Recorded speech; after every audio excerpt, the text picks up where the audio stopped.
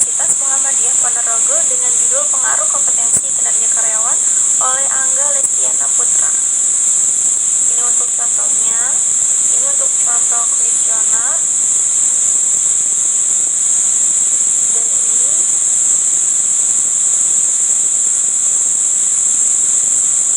lalu ini adalah data seluruh respondennya. Ini untuk variasi kinerja karyawan, variasi motivasi, dan variasi pengembangan karir. Setelah itu saya buatkan tabel dari PK1, PK2 dari seluruh tadi file yang tadi itu. Nah, ini untuk seluruhnya, untuk kelanjutannya saya membuat 2 set. Kalian buatkan file di Excel agar lebih mudah kalian nanti memasukkan ke SPSS 26-nya.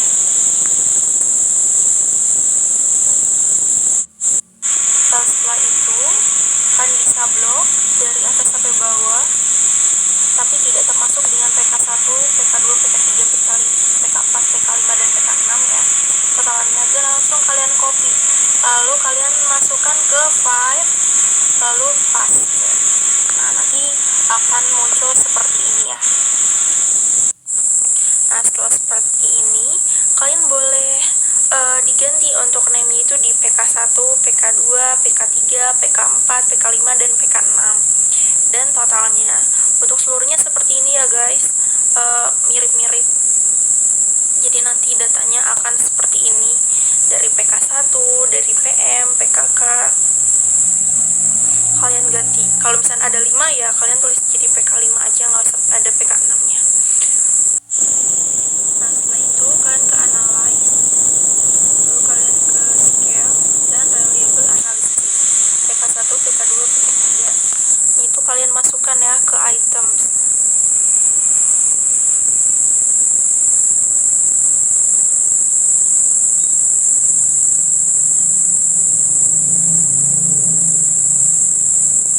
Nah, seperti ini kita masukkan ke PK1, PK2, PK3, PK4, PK5, dan PK6 dan seluruh totalnya. Lalu kita ke click to clone dan elect significant correlation. Nah, ini untuk correlation-nya sudah keluar. Untuk totalnya tuh yang ada bintang-bintang di 447 gitu. Untuk karena tingkatnya DF ini N kurang 2, jadi 31 dikurangi 2 dan hasilnya 29. Nah, untuk distribusi dari 29 itu hasilnya 0,355. Nah, 0,355 ini lebih dari 447. Sama 447 1, 776, 556, artinya ini sudah valid. Dari seluruhnya ini sudah valid ya. Untuk seluruh dari total dari seluruh data sudah ditotalkan, yaitu ada 4 nilai yang dari data sini, dari kinerja, dari motivasi, pengembangan, kompetensi, dan pengembangan karir udah dimasukkan di satu Excel. Jadi biar gak pusing kalian satu Excelin dulu. Nah, setelah itu kalian copy nih, kalian blok dulu lalu kalian copy. Setelah itu nah, di blok kayak gini ya guys. Setelah itu kalian copy lalu kalian masukkan ke SPSS 26. Nah, saya sudah buatkan. Nah, di sini lalu kalian ke variable view, kalian tulis juga di sini X1, X2, X3, Y1 sama Y2. Jadi ada 4. Karena datanya kita ngambilnya dari 4 kuesioner yang tadi itu, dari kompetensi, dari motivasi, pengembangan karir, dan karyawan. Nah, untuk yang 1, 2, 3 kalian klik ke scale, dan yang terakhir itu kalian jangan diunknowkan saja. Kalau kalian blok, kalian copy paste di sini. Nah, seperti ini jadinya.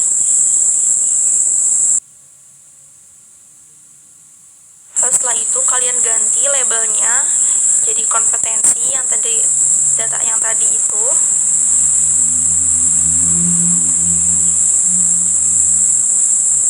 Lalu yang kedua ini ada kinerja karyawan. Yang ketiga ada motivasi, dan yang keempat ada pengembangan karir. Tuh.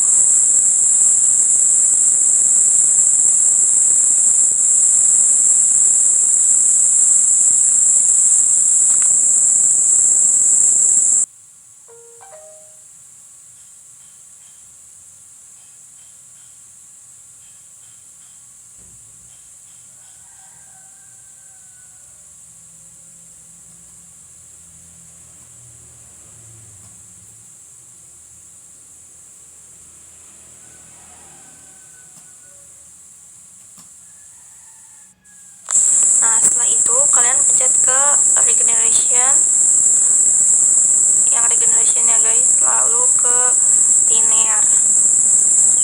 Nah, untuk X1, X2, dan Y1 nya kalian masukkan ke independent, dan untuk Y2 nya kalian masukkan ke dependent.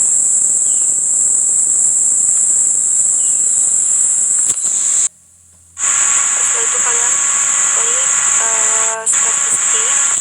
Di statistik kalian di continue diagnostic, kalian langsung continue.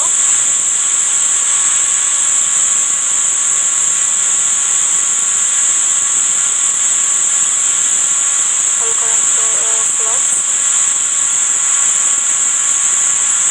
plot yang question itu kalian masukkan ke X, dan Z itu kalian masukkan T, lalu continue, dan bisa langsung klik OK. Nah, ini untuk data semua hasilnya ya,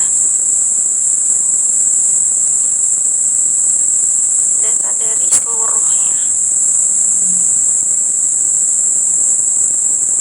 seperti ini.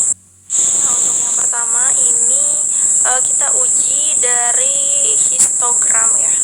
Jadi untuk histogram ini, ujinya ini ketika adanya kenaikan dan keturunan itu artinya normal. Tapi sebelum itu kita juga perlu tes nih, kenapa ini bisa dikatakan dengan normal, seperti itu. Nah, untuk lebih meyakinkan bahwa ini normal, kalian klik res yang itu, lalu kalian non-Variance untuk mencari kolimografinya. Nah, legalis, lalu kalian ke sampel 1, sampel 1. Nah, kalian kliknya yang itunya aja, yang unstandardnya. Lalu kalian klik OK, lalu akan muncul untuk klik understandernya gitu. Nah, ini untuk hasil understandernya tuh, test distribution is normal, bahwa ini artinya normal gitu. Untuk lebih meyakinkan kan saya sudah membuat notes juga di sini, karena iya itu lebih dari 0,05 gitu. Jadi artinya ini normal, karena si 200 ini lebih dari 0,05 gitu.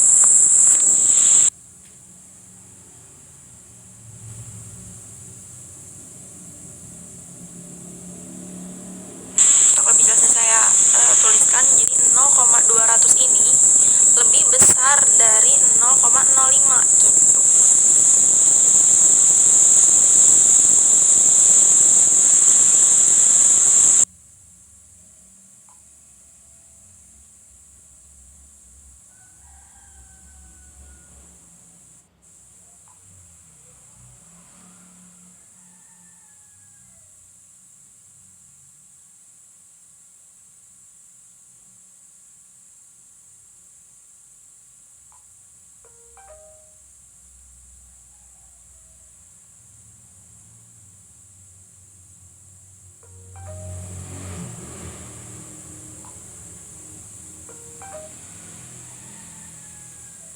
Di bawah lebih dari 10 dan tahun selalu 0,01, maka tidak terjadi multikontrolnya.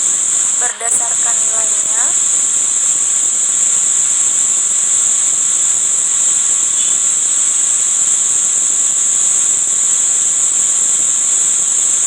untuk diuji dari VIF-nya itu kalian bisa lihat di variabel ketiganya itu, yang VIF itu yang ada 0,1406,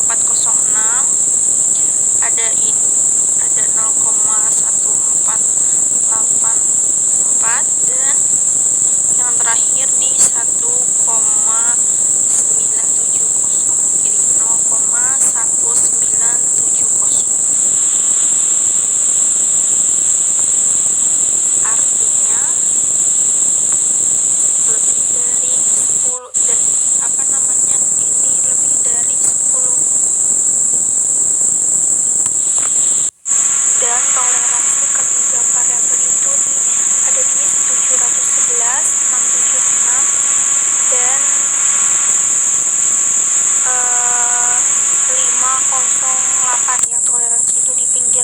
IF.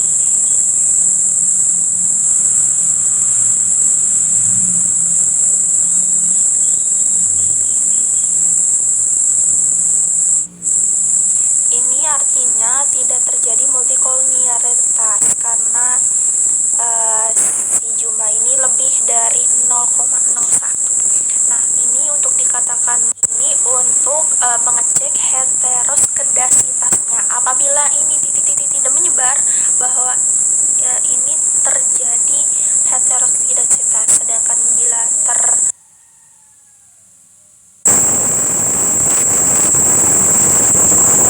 titik-titik itu berarti tidak heteroskedasitas, agar lebih memudahkan untuk pengerjaan di uji T dan uji F. Kalian boleh lihat untuk caranya itu di 0,05 dibagi dengan 2. Untuk 31 ini terdapat di 31 kuesioner dan 4 ini 4 data dan dikurang 1. Lalu didistribusikan dari 0,25 di 26 hasilnya 2,055, dan untuk kinerja karyawan di 0,26 lebih dari 0,5 artinya tidak terpengaruh, dan untuk di 0,26 di 0,01 ini lebih banyak di 0,05 artinya terpengaruh. Dan untuk uji F-nya ini caranya ini di K dibagi N dikurang K, jadi 4-nya itu 4 data dikurangi dengan 31 dikurangi 4 hasilnya jadi 27, dan untuk datanya ini didistribusikan jadi 2,72. Nah, untuk di 3042 ini terdapat hasil dari F-nya 3420 ini lebih dari 272 artinya terdapat pengaruh.